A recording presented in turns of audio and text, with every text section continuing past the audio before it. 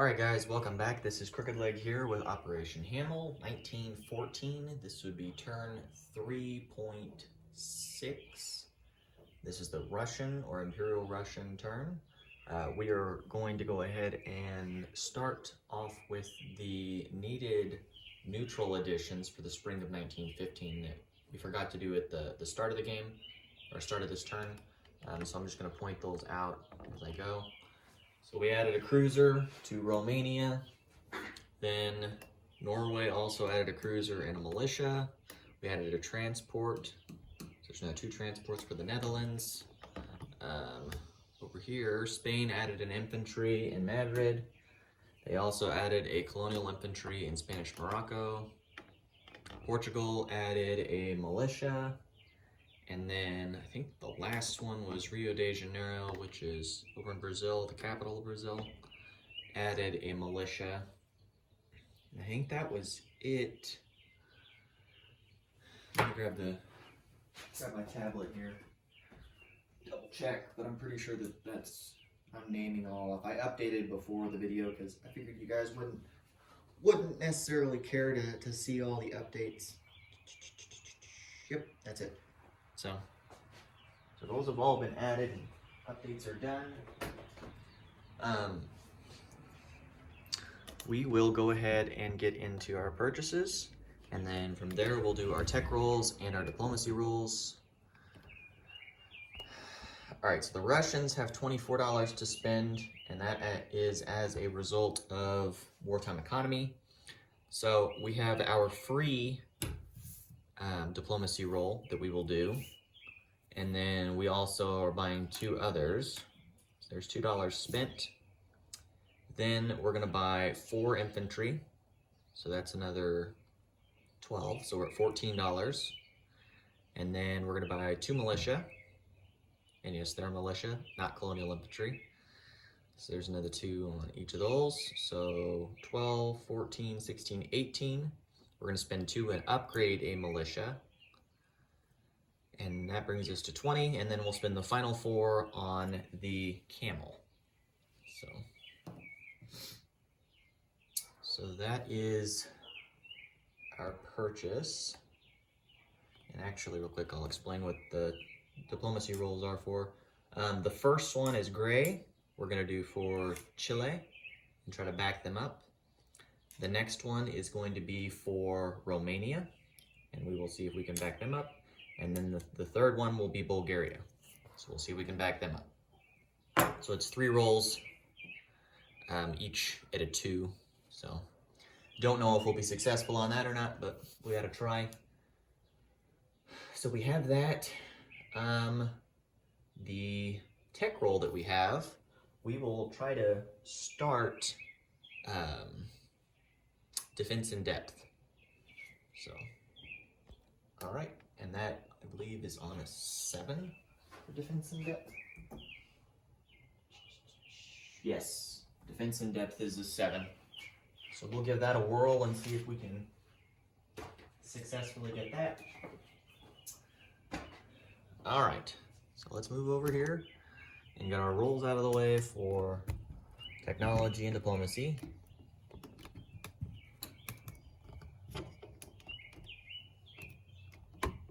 Okay, so you can see everything all right.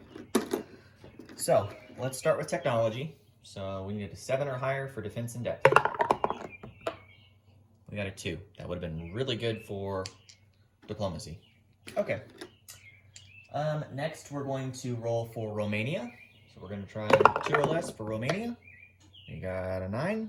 So that's unsuccessful. Chile at a 2 or less. We got a 4. So that's unsuccessful. And finally, Bulgaria at a 2 or less. We got a 12. I should have rolled tech first. Okay. So those are out of the way. No joy on any of the diplomacy rolls. Tech is done, so we don't need to do that. Let's get into our combat moves. So we have 4, if I recall correctly. I need to put one more token out here so I won't forget it. So 4 combats. The first one is going to be a repeat of last turn. We'll do a convoy raid at M11. Then we'll do a convoy raid in A13. Then we'll do an attrition attack with the 1 artillery in Western Ukraine that won't move this round. He's just going to do an attrition attack into Galicia. So we'll roll 1 at 1. And then finally, we have a combat move here in East Prussia. I just knocked over that German infantry. Whoops. Also, happy Saturday, everybody. I'm sure you can hear all the birds tweeting in the background. So they're very happy that it's not raining here. We're going to move 2 infantry from Lithuania into East Prussia.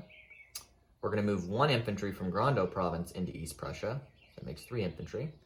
The 3 artillery in Grando province are going to move into East Prussia. Then we have a fighter that's going to move into East Prussia to support the artillery. We have another fighter that's going to go 1 to Lithuania, 2 to East Prussia. And then finally, we have an elite cavalry from Belarusia that will move in from southern Belarusia. And I almost forgot, the cavalry from Western Ukraine will go 1 to Grando province, 2, and attack as well in East Prussia. So that army is hitting East Prussia. Everything else remains the same combat move-wise. So let's go ahead and do our combat moves. Let's roll them out. So first we will do the rolls for the convoys. Okay. Alright. So black is defender, white is the attacker. Keep with the program here. So they're both the same. We do get a +1 modifier. And we would have started with M11 because that's the one that I listed first. I didn't specify before we rolled, but we'll start with the one I specified first.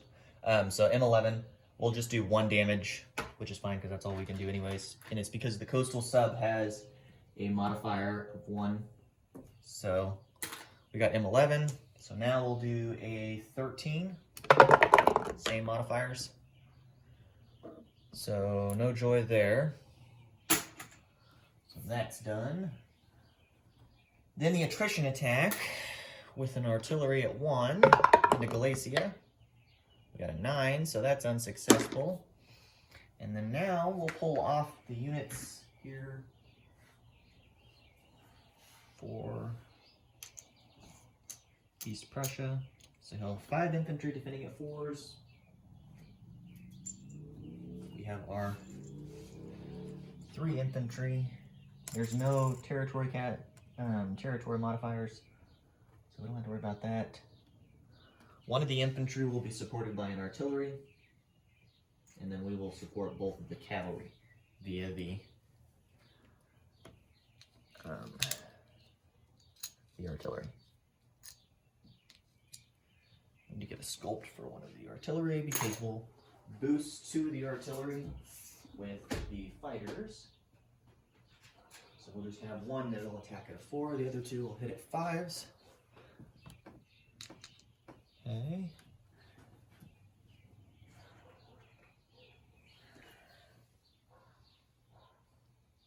So cavalry will attack at a 4 because of the modifier, and then the elite cavalry will be at a 5 because of the modifier. Again, the modifiers from the artillery. 2 fighters are at 0s as usual. We're not in 1915 yet, or 1916, excuse me. Okay, so let's pan over. I don't know if you can see him or not. There's the German 5 artillery, and then there's our units as they set. So again, the 2 fighters at 0s, 2 infantry at 2s, an infantry at 3 because it pairs with the artillery at 4. The cavalry goes from a 3 to a 4 because of 1 of the artillery, and the elite cavalry goes from a 4 to a 5 because of an artillery. And then 2 of the artillery are boosted by the fighters, so they go at 5s. So let's go ahead and roll. So we will have 2 first strike, 3 in total, but 2 first strikes at 5s. So there's 1 hit. The other one missed.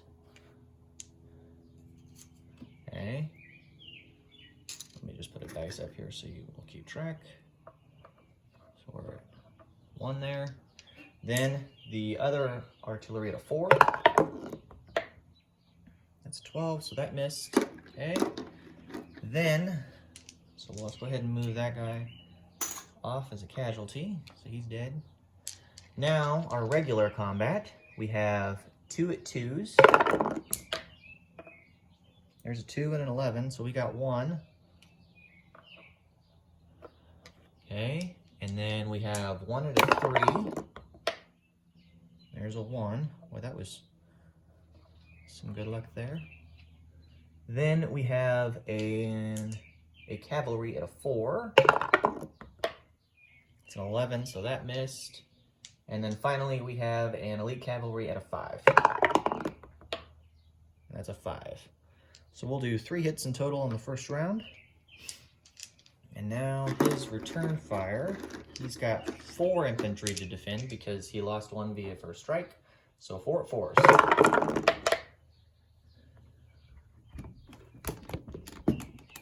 All right, so it looks like just 1.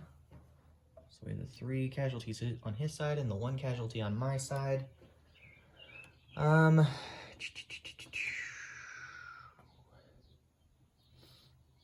Yep, we will. Let me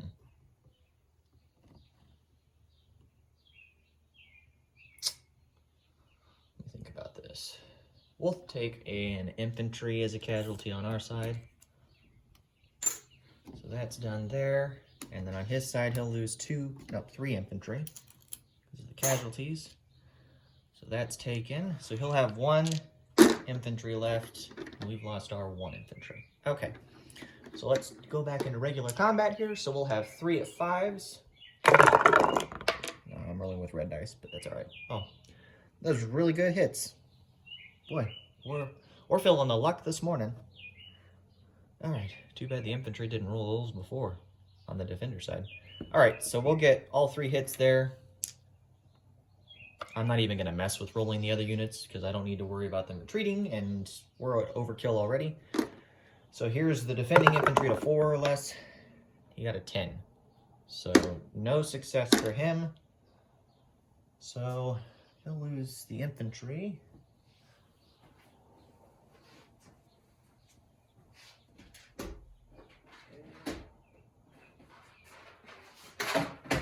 Back in the box. Okay. So let me go back over here, because that was our final combat move, and show you East Prussia. So, shoot. Let's take that off. These are still in port.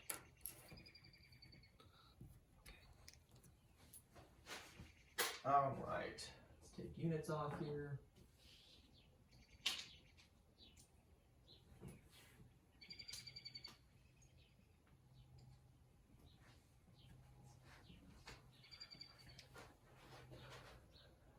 Okay, so we take East Prussia with 2 fighters, and they can land in there, unlike in 1936. 1914, they can stop and land in territory taken. They just can't capture a territory by themselves because they're not considered a land unit. They're an aircraft or air unit. We have elite cavalry, regular cavalry, 3 artillery, and 2 infantry. So that is what we took in East Prussia. So we gain a $2 income increase for that. So I'll go update the Germans.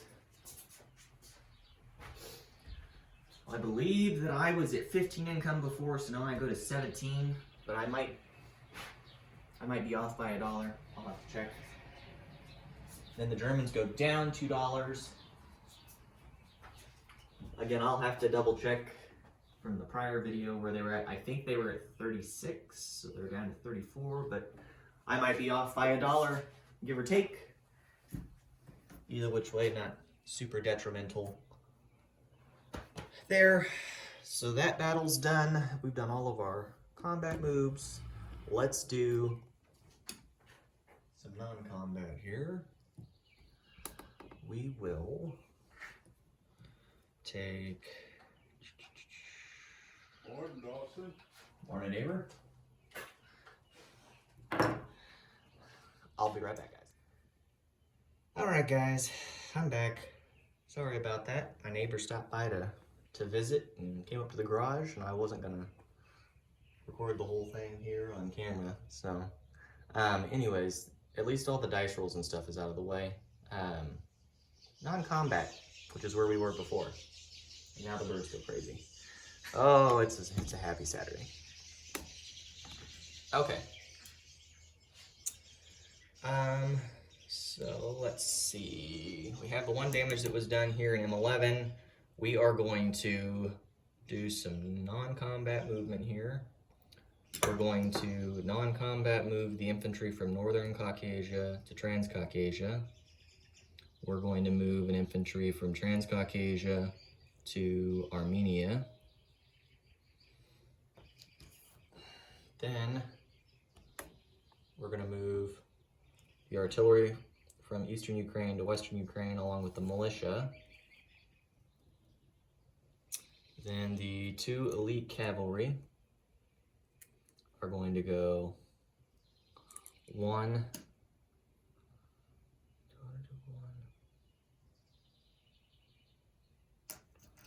Actually, they're here.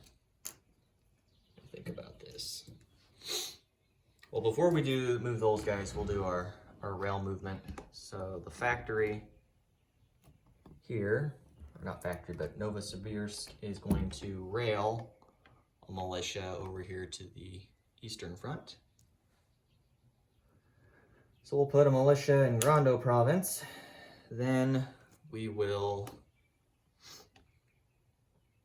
rail, now we can't rail because he's not in rail line, so we'll rail the militia from what will eventually become Stalingrad. So we'll rail from there, and then it will rail via rail line to Grando province as well. So let's show that. So there's 2 militia now in Grando province. We've used both of our rail moves.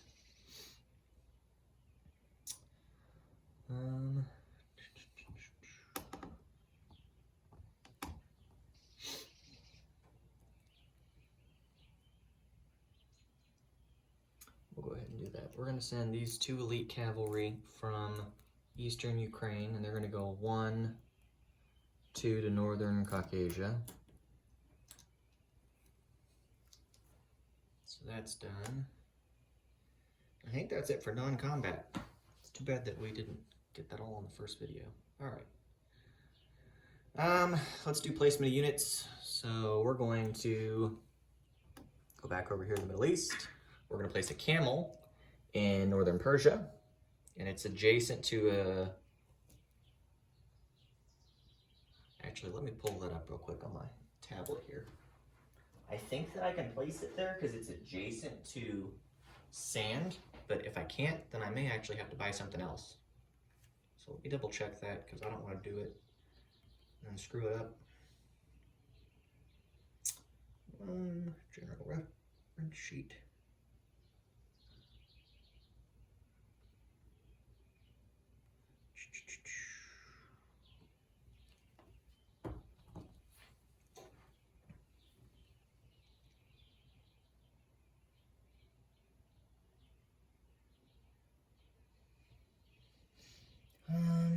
Let's see, camel movement not reduced by mountains, not subject to desert rules, must be built in or adjacent to desert. Okay, that's what I thought. So we can build it in northern Persia, no problem. So we'll place him there.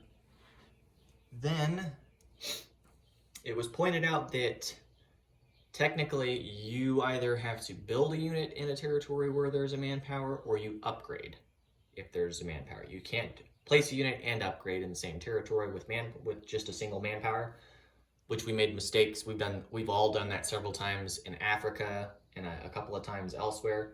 So what we've agreed upon is that going forward, we're all going to abide by that rule at the start of the next turn, so that way each nation gets the chance to do so if they wish. So that way, I mean, we're all technically violating the rule, but this way one side doesn't get the advantage over the other if they wanted to use it or not. But we're gonna implement that correction and that change going forward at the start of, I think it's the summer of 1915. So with that said, we're gonna upgrade the militia it's a militia. Upgrade the militia here in Armenia to an infantry. So we now have 2 infantry there. Then over here, we're going to place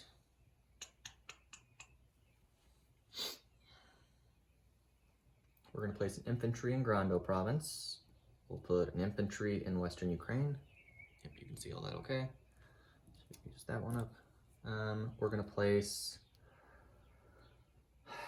2 infantry in Kiev.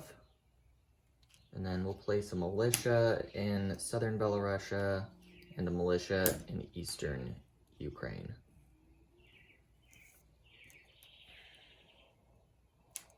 Actually, we'll put,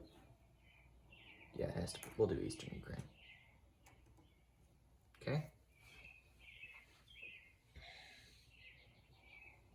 No, we'll do Lithuania. Sorry about that.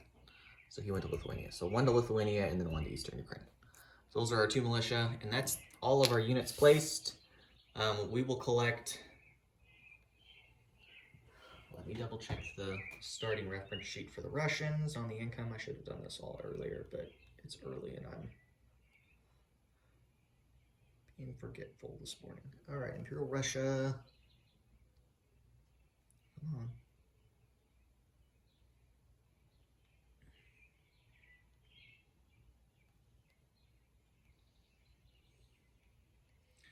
So their starting income is 18.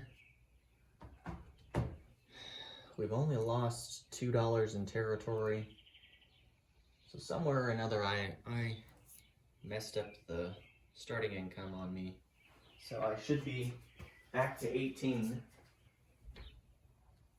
Let me update that. So we're at $18 of income. We lost $1 for Congress of Poland and $1 for Warsaw. But we took 2 back with East Prussia. So that's done there. Let's go ahead and do the wartime economy rules. All right. Oh, I need to zoom out. All right. Wartime economy. We have 2 dice, no modifiers, because it's just wartime economy. So we got $6. That's pretty average. So 6 plus 18, so we'll have our $24 is what we will collect. So let me put that on the coaster here so that way I don't forget. So $24 for the Russians. And then while I'm here, move the camera so you can see what I'm doing. So there's our $24 for the Russians, and then I forgot to mention it before, but the French collect their normal $21 too. So just throwing that out there. We already did the spring 1915 units that were placed, so we've done that. I think that's it for the Russian or Imperial Russia's turn. We're going to pass it on over now to Ozark Outpost, and he will do he'll do the Japanese turn, and then the US turn, and China's turn, and then I'm sure he'll do the events, and then after the events, then we'll roll and see if Italy enters the war as well. So, all right. That does it, guys. Thanks for tuning in, and we will catch you all next time.